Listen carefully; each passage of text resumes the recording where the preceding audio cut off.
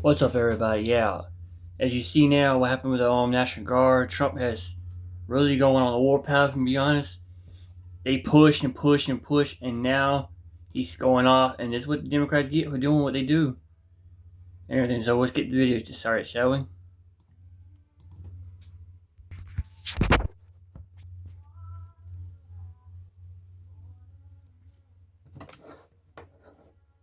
Update on an ambush-style attack on two National Guard members in D.C. We know one of the victims has since died from her injuries.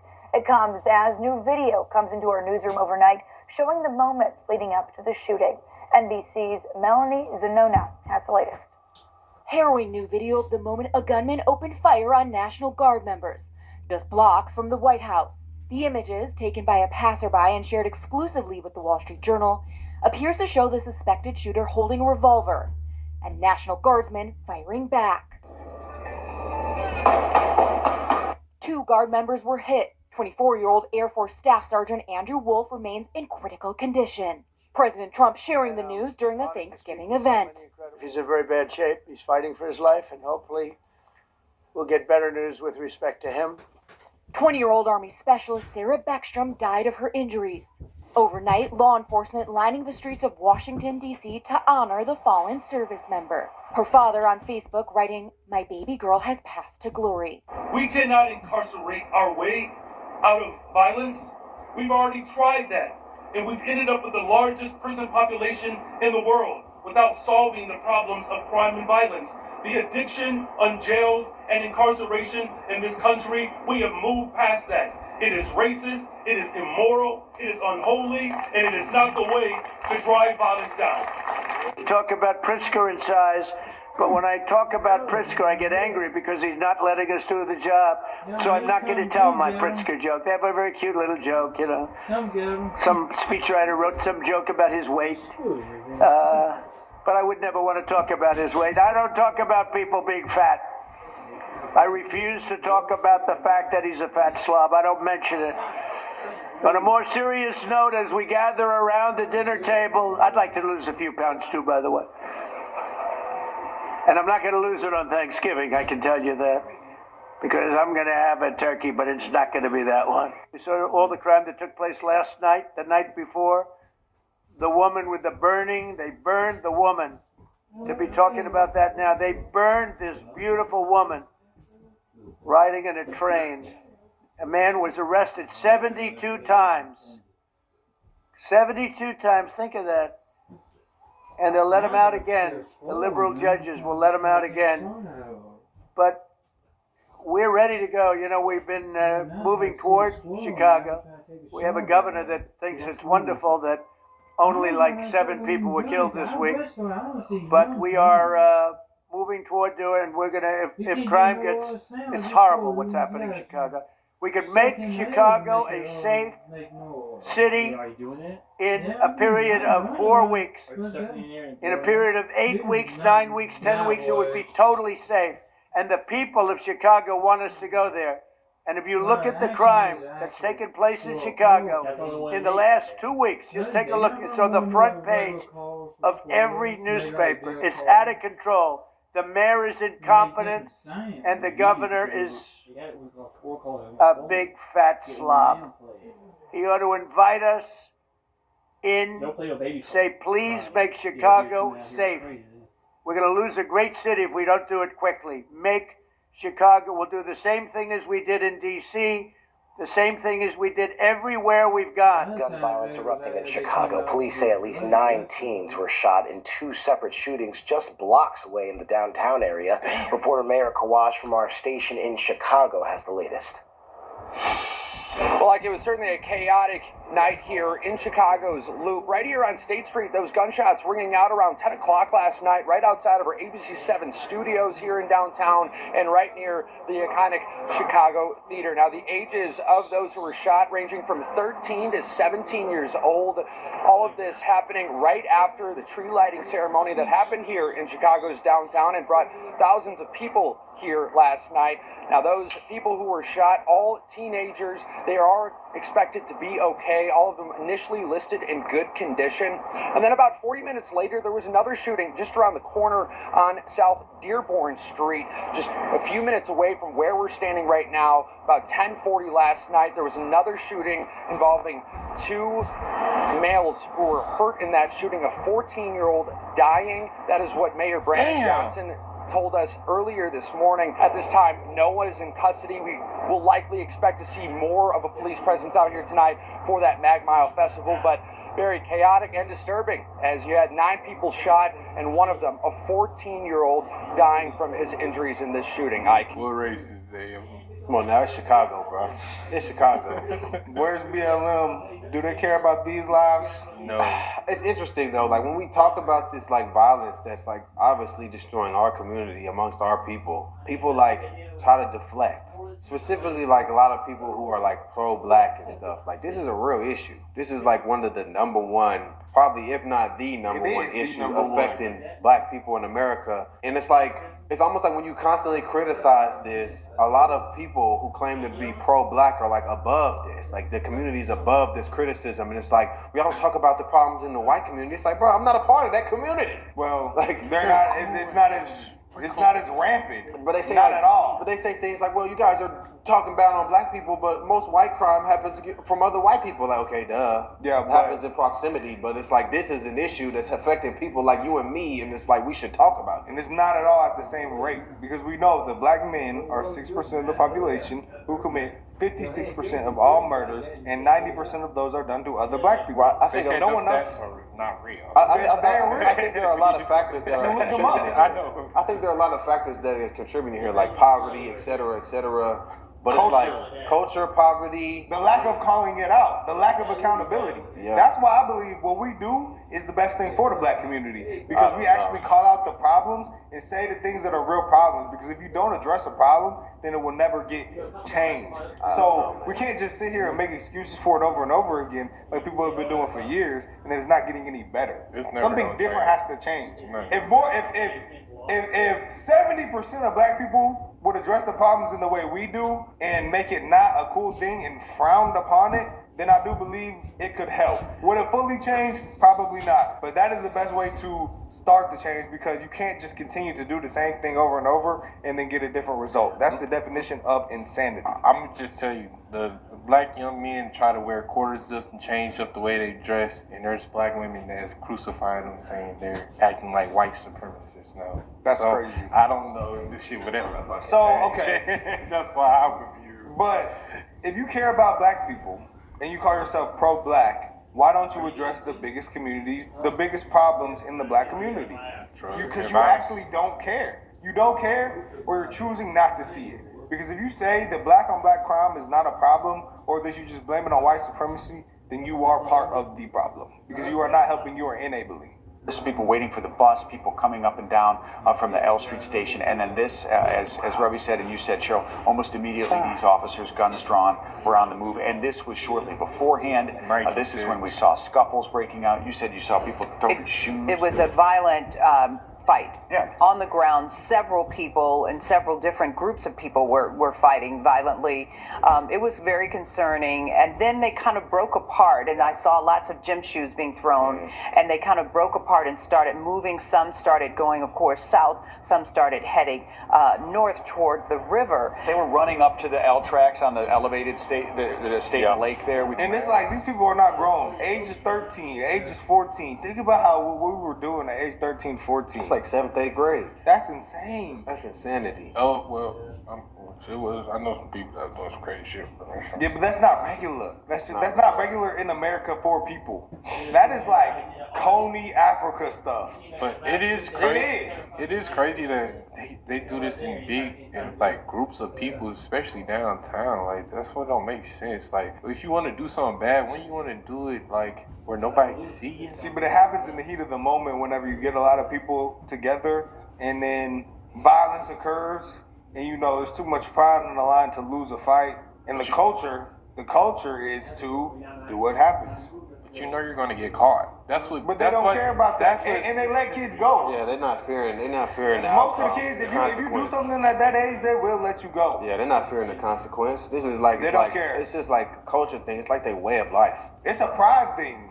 Democrats say crime is not out of control in our cities. Meanwhile, the numbers in Chicago, so year to date, which has been about a year and 11 months, 378 murders, 1,339 shootings, 5,267 robberies, and 16,408 felony thefts.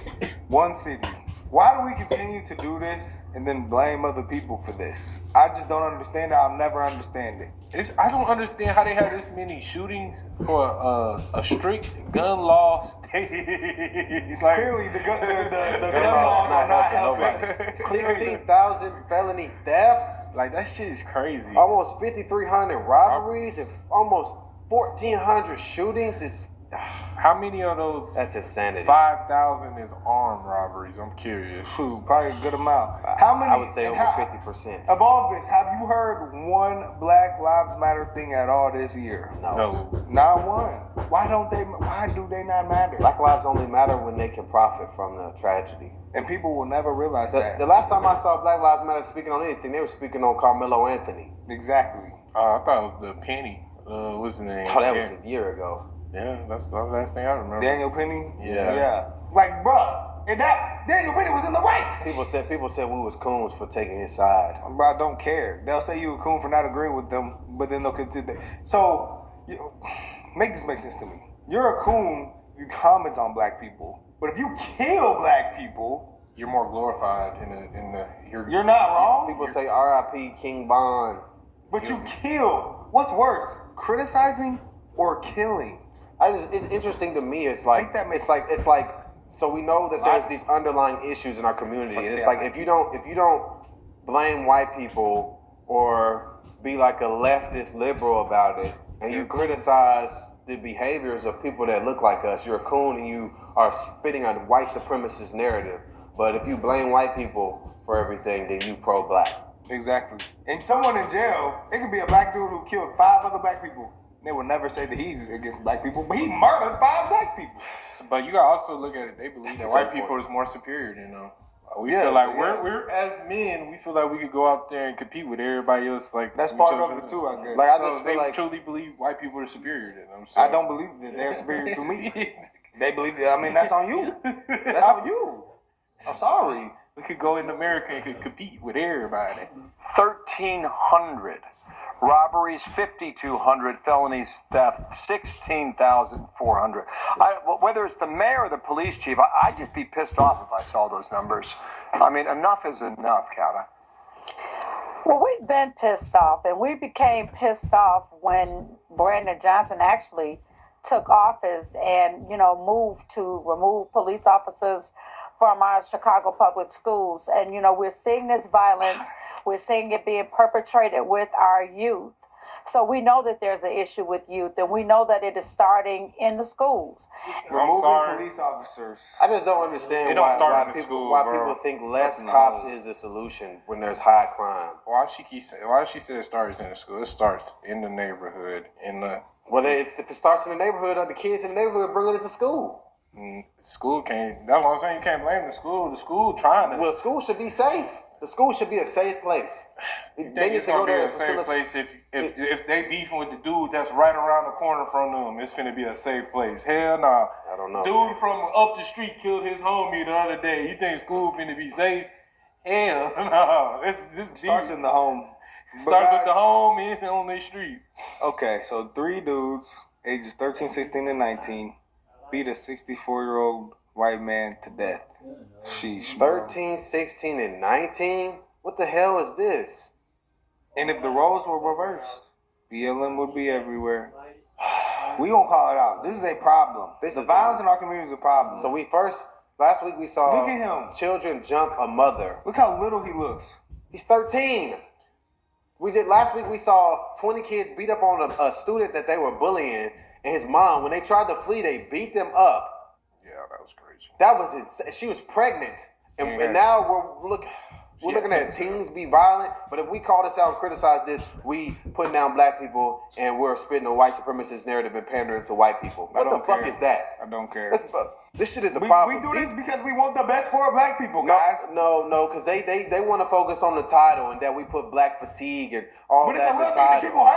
Because when you do this, you're going to fatigue people. I'm sorry. Oh, are your feelings hurt? Boo-hoo. Stop murdering people. I just don't understand. And glorifying it and making excuses for it. I serve as Vice President for the Office of Inclusion, Diversity, and Equal Opportunity. The first time I came out on the bench and the deputy announced, all rise, the Honorable Judge Teresa Molina, the whole courtroom stood up and I was all excited. He's walking out there. And I saw an Illinois State Trooper. He was African-American. He had a sleeve covering his tattoos. And he was standing there and he looked at me and he nodded. And I knew what that meant. And so I looked at him and I nodded back like, that's right, we're doing this. And it felt so good. It felt so good. So to me, a fine of $354, which is our normal no insurance fine, that's a lot of money.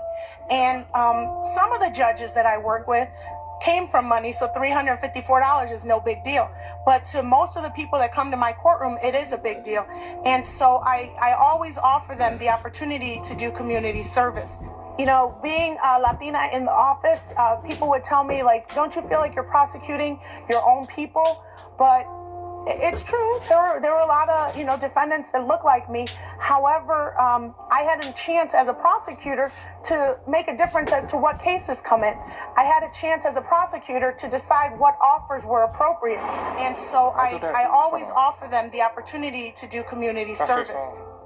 I serve as... Why do what you look like matters when somebody did a whole crime? So if somebody did something and they look like me and it's a heinous crime, I'm gonna lock their ass up. That's just... Yeah, man, this type of soft on crime stuff is never going to be a solution. Wow, they look like me. You just murdered a person. I just think the soft on crime thing is just never a solution. It's like putting sweeping the issue under the rug almost. It makes it worse. It makes it way worse. It's letting people get away with crime. 72 prior arrests. Oh, wow. So this is the woman that let him go. Who let the man who set the woman on fire go. 72 prior arrests. This woman. Yes. Because she just sat there and said, I like to give people community service who look like me.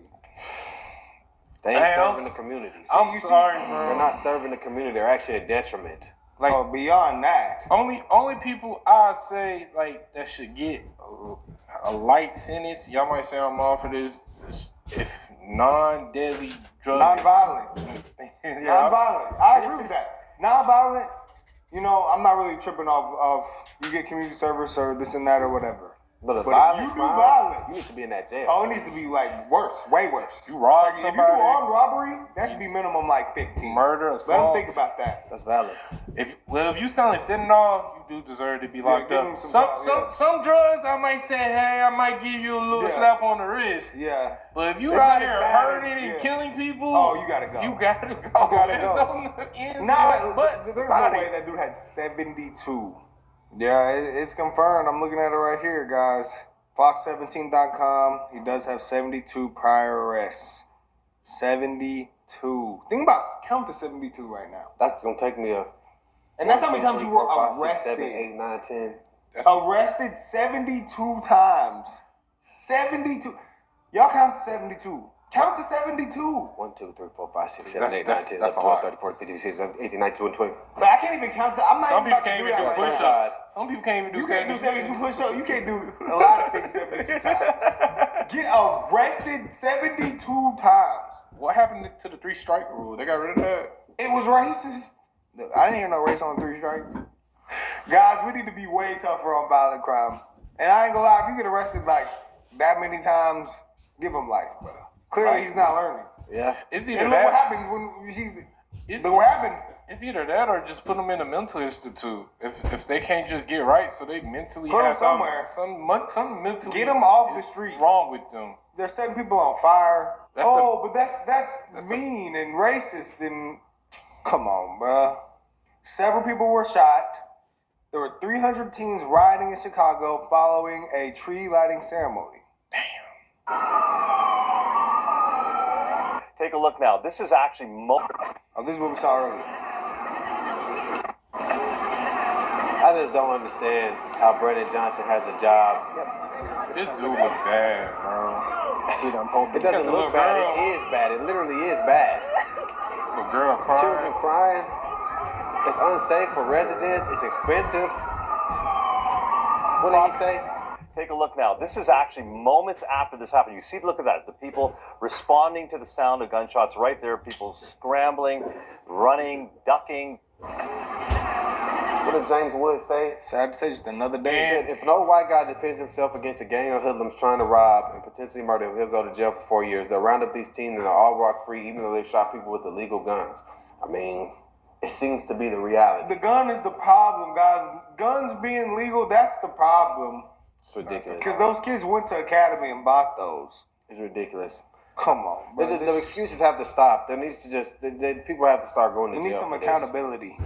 People be mad about the fatigue, and they mad that the National Guard should be out there, but you got shit like that. You can't even go to a family event. If you can't go to a family event without shots getting fired, that is a fucking problem. I'm sorry for cussing. I don't understand the complaints about the National Guard when they're trying to stop your people from killing each other. They want your kids to survive. And now you're mad? That's racist? Goodness gracious, guys. I've realized that people who side with the extreme left, just being honest, and that are for criminals, I just won't even argue with you because we fundamentally disagree so deeply on so many things that I'm not even going to waste my breath. And it's like that